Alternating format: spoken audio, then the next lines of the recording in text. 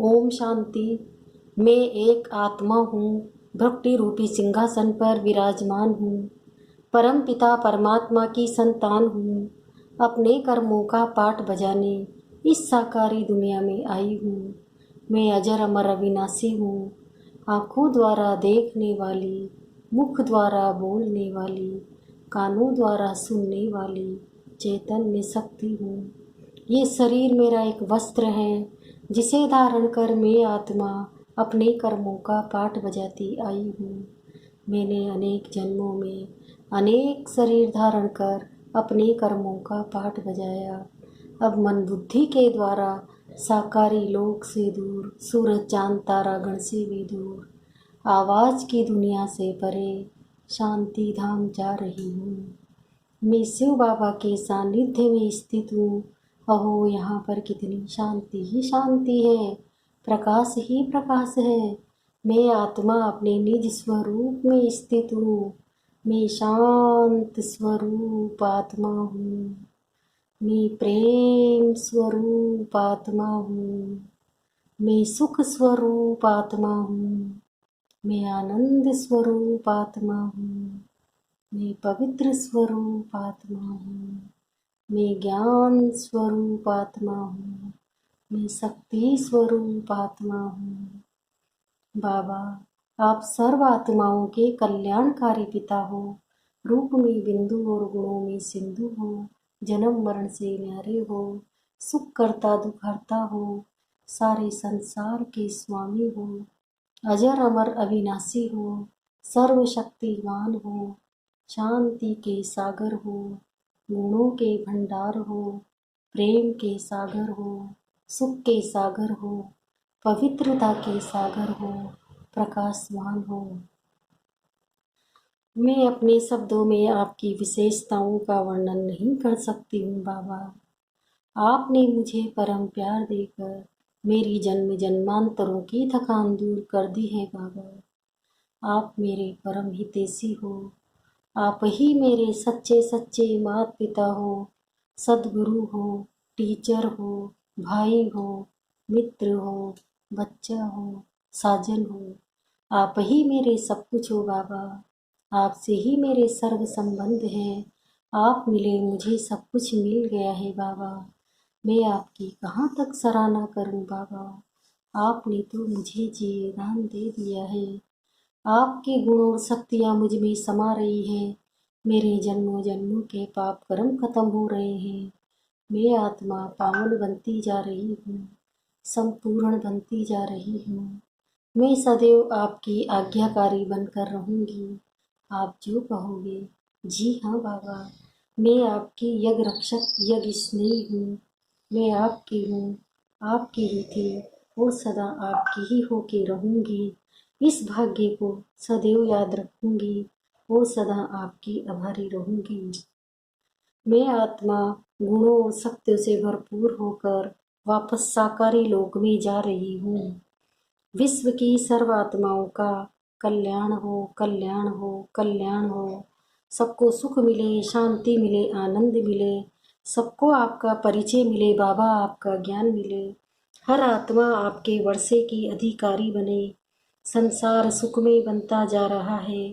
प्रकृति के पांचों तत्व शुद्ध सत्वगुणी बनते जा रहे हैं। सबके विकार दूर हो रहे हैं। सब निरोगी हो रहे हैं। सबके कष्ट दूर हो रहे हैं। विश्व की सर्वात्माओं का कल्याण हो, कल्याण हो, कल्याण हो। ओम शांति। 18 जून 2020 की मुरली है। बाबा ने कहा, मीठे बच्चे, बाप तुम्हें नई दुनिया के लिए राजयोग सिखला रहे हैं। इसलिए इस पुरानी दुनिया का विनाश भी जरूर होना है। प्रश्न है, मनुष्य में कौन सी एक अच्छी आदत पड़ी हुई है लेकिन उससे भी प्राप्ति नहीं होती? उत्तर, मनुष्य में भगवान को याद करने की जैसे आदत पड़ी हुई है। जब कोई बात होती है तो कह देते हैं, हे भगवान। सामने शिवलिंग आ जाता है लेकिन पहचान यथार्थ न होने के कारण प्राप्ति नहीं होती है। फिर कह देते हैं, सुख दुख सब वही देता है। तुम बच्चे अभी ऐसे नहीं कहेंगे। ओम शांति। बाप जिसको रचता कहा जाता है, किसका रचता? नई दुनिया का रचता। नई दुनिया को कहा जाता है स्वर्ग व सुखधाम। नाम कहते हैं परंतु समझते नहीं है। कृष्ण के मंदिर को भी सुखधाम कहते हैं। अब वह तो हो गया छोटा मंदिर। कृष्ण तो विश्व का मालिक था। बेहद के मालिक को जैसे कि हद का मालिक बना देते हैं। कृष्ण के छोटे से मंदिर को सुखधाम कहते हैं। बुद्धि में ये नहीं आता कि वो तो विश्व का मालिक था, भारत में ही रहने वाला था। तुमको भी पहले कुछ पता नहीं था। बाप को तो सब कुछ पता है। वो सृष्टि के आदि मध्य अंत को जानते हैं। अभी तुम बच्चे जानते हो। दुनिया में तो ये भी किसी को पता नहीं है ब्रह्मा विष्णु शंकर कौन है। शिव तो है ऊंचते ऊंच भगवान। अच्छा, फिर प्रजापिता ब्रह्मा कहाँ से आया? है तो मनुष्य ही। प्रजापिता ब्रह्मा तो जरूर यही चाहिए ना, जिससे ब्राह्मण पैदा हो। प्रजापिता माना ही मुख से एडोप्ट करने वाला। तुम तो हो मुख वंशावली। अब तुम जानते हो कि कैसे ब्रह्मा को बाप ने अपना बनाकर मुख वंशावली बनाया, इनमें प्रवेश भी किया, फिर कहा कि यह हमारा बच्चा भी है। तुम जानते हो ब्रह्मा नाम कैसे पड़ा, कैसे पैदा हुआ, ये और कोई नहीं जानते। सिर्फ महिमा गाते हैं कि परमपिता परमात्मा ऊंचते ऊंचे, परंतु ये कोई की बुद्धि में नहीं आता कि ऊंचते ऊंच बाप है। हम सभी आत्माओं का वो पिता है। वह भी बिंदु रूप ही है। उसमें सृष्टि के आदि मध्य अंत का ज्ञान है। ये नॉलेज भी तुमको अच्छी मिली है। पहले जरा भी ये ज्ञान नहीं था। मनुष्य सिर्फ कहते रहते ही ब्रह्मा विष्णु शंकर, परंतु जानते कुछ भी नहीं। तो उनको ही समझाना है। अभी तुम समझदार बने हो, जानते हो कि बाप ज्ञान का सागर है। जो हमको ज्ञान सुनाते हैं पढ़ाते हैं, ये राजयोगी है। सतयुग नई दुनिया के लिए तो जरूर पुरानी दुनिया का विनाश होना चाहिए। उसके लिए ये महाभारत लड़ाई है। आधा कल्प से लेकर तुम भक्ति मार्ग के शास्त्र पढ़ते आए हो। अब तो बाप से डायरेक्ट सुनते हो। बाप कोई शास्त्र नहीं बैठकर सुनाते हैं। जब तक करना शास्त्र आदि पढ़ना, ये सब भक्ति है। अब भक्तों को भक्ति का फल चाहिए, इसलिए मेहनत करते ही है भगवान से मिलने के लिए। परंतु ज्ञान से ही सदगति, ज्ञान और भक्ति दोनों इकट्ठे चल न सके। अभी है भक्ति का राज्य, सब भगत है। हर एक के मुख से ओ गॉड फादर जरूर निकलेगा। अब तुम बच्चे जानते हो कि बाप ने अपना परिचय दिया है कि मैं छोटी बिंदु हूँ। मुझे ही ज्ञान का सागर कहते हैं। मुझे बिंदु में सारा ज्ञान भरा हुआ है।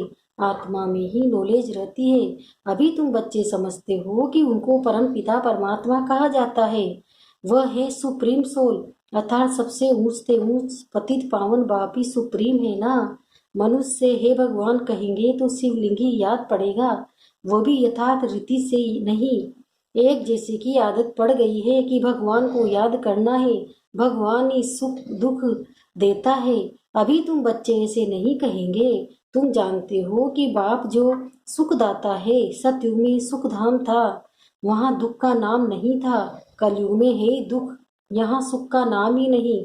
ऊंचते ऊंच भगवान, वह है सर्व आत्माओं का बाप। ये किसको पता नहीं है कि आत्माओं का बाप भी है, कहते भी है हम सब ब्रदर्स हैं, तो जरूर सब एक बाप के बच्चे ठहरे ना। कोई फिर कह देते हैं कि वो तो सर्वव्यापी है, तेरे में भी है मेरे में भी है। अरे तुम तो आत्मा हो, ये तुम्हारा शरीर है, फिर तीसरी चीज वैसे हो सकती है? कैसे हो सकती है? आत्मा को हो परमात्मा थोड़े ही कहेंगे। जीव आत्मा कहा जाता है, जीव परमात्मा नहीं कहा जाता।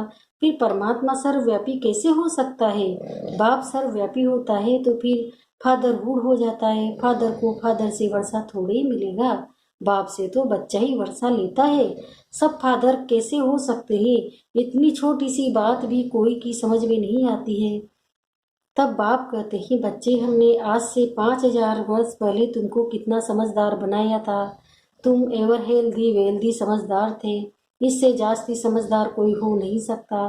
तुमको अभी जो समझ मिलती है वह फिर वहाँ नहीं होगी। वहाँ ये थोड़े ही मालूम रहता है कि हम फिर गिरेंगे। ये मालूम हो तो फिर सुख की भासना ही न आए। ये ज्ञान फिर प्राय लोप हो जाता है। ये ड्रामा का ज्ञान सिर्फ अभी तुम्हारी बुद्धि में है। ब्राह्मण ही अधिकारी रहते हैं। तुम्हारी बुद्धि में है कि अब हम ब्राह्मण वर्ण के हैं, ब्राह्मणों को ही बाप का ज्ञान सुनाते हैं। ब्राह्मण फिर सबको सुनाते हैं, गायन भी है कि भगवान ने आकर स्वर्ग की स्थापना की थी, राजयोग सिखाया था। देखो कृष्ण जयंती मनाते हैं, समझते हैं कि कृष्ण बैकुंठ का मालिक था, परंतु वो विश्व का मालिक था, ये बुद्धि में नहीं आता। जब उनका राज्य था तो और कोई धर्म नहीं था, उनका ही सारे विश्व पर राज्य था और जमुना के किनारे पर था। अब तुमको ये कौन समझा रहे हैं? भगवान वाच। बाकी वह जो भी वेद शास्त्र आदि सुनाते हैं वह है भक्ति मार्ग के। यहाँ तो खुद भगवान तुमको सुना रहे हैं। अभी तुम समझते हो हम पुरुषोत्तम बन रहे हैं। तुमको ही ये बुद्धि में है कि हम शांति धाम के रहने वाले हैं, फिर हम आकर 21 जन्म की प्रारब्ध भोगेंगे। तुम बच्चों को अंदर में खुशी से गदगद होना चाहिए कि बेहद का बाबा शिव बाबा हमको पढ़ा रहे हैं। वो ज्ञान का सागर है, सृष्टि के आदि मध्य अंत को जानता है। ऐसा बाबा हमारे लिए आया है तो खुशी में गुदगुदी होती है। बाबा को कहते ही बाबा हमने आपको अपना वारिस बनाया है।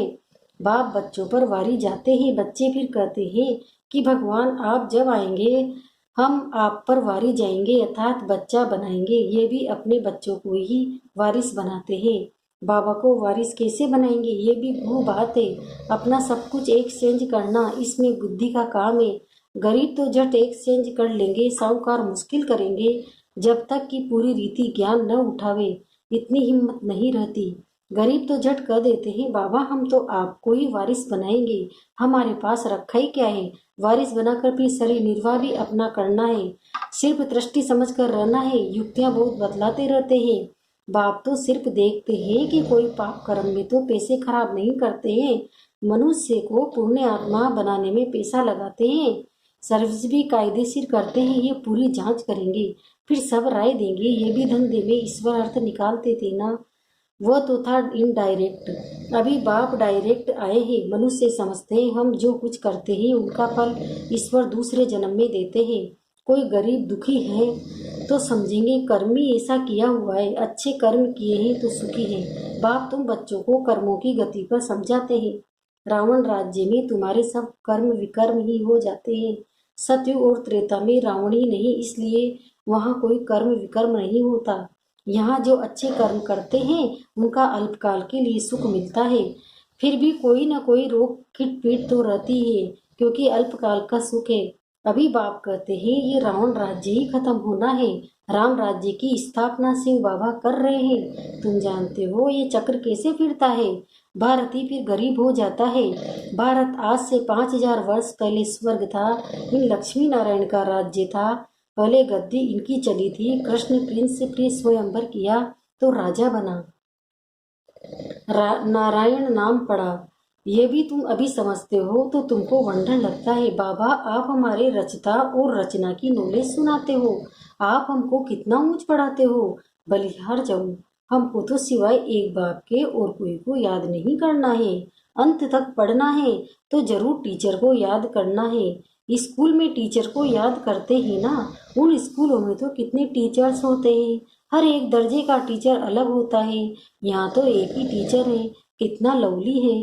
बाप लवली, टीचर लवली। आगे भक्ति मार्ग में अंधश्रद्धा से याद करते थे, अभी तो डायरेक्ट बाप पढ़ाते हैं तो कितनी खुशी होनी चाहिए। फिर भी कहते हैं बाबा भूल जाते हैं, पता नहीं हमारी बुद्धि आपको क्यों नहीं याद करती। गाते भी हैं ईश्वर की गति मत न्यारी है। बाबा आपकी गति और सदगति की मत जो तो बड़ी वंडरफुल है। ऐसे बाप को याद करना चाहिए। स्त्री अपने पति के गुण गाती है ना, बड़ा अच्छा है, ये है उनकी प्रॉपर्टी है, अंदर में खुशी रहती है ना। ये तो पतियों का पति बापों का बाप है, इनसे कितना हमको सुख मिलता है और सबसे तो दुख मिलता है। हाँ टीचर से सुख मिलता है क्योंकि पढ़ाई से इनकम होती है। गुरु हमेशा किया जाता है वानप्रस्थ में। बाप भी कहते हैं मैं वानप्रस्थ में आया हूँ, ये भी वानप्रस्थी, मैं भी वानप्रस्थी, ये सब मेरे बच्चे भी वानप्रस्थी हैं। बाप टीचर गुरु तीनों ही इकट्ठे हैं। बाप टीचर भी बनते हैं फिर गुरु बन साथ ले जाते हैं। उस एक बाप की ही महिमा है। ये बातें और कोई शास्त्र आदि में नहीं है। बाबा हर बात अच्छी रीति समझाते हैं, इनसे ऊंची नॉलेज कोई होती नहीं है, न जानने की दरकार रहती है। हम सब कुछ जानकर विश्व के मालिक बन जाते हैं और जास्ती क्या करेंगे। बच्चों की बुद्धि में यह हो तब खुशी में और उसी की याद में रहे। पुण्य आत्मा बनने के लिए याद में जरूर रहना चाहिए। माया का धर्म है तुम्हारे योग को तोड़ना। योग में ही माया विघ्न डालती है। भूल जाते हो माया के तूफान बहुत आते हैं। ये भी ड्रामा में नूंद है। सबसे आगे तो यह है, तो इनको सब अनुभव कर होते हैं। मेरे पास जब आए तब तो सबको समझाऊं ना। ये सब माया के तूफान आएंगे। बाबा के पास भी आते हैं, तुमको भी आएंगे।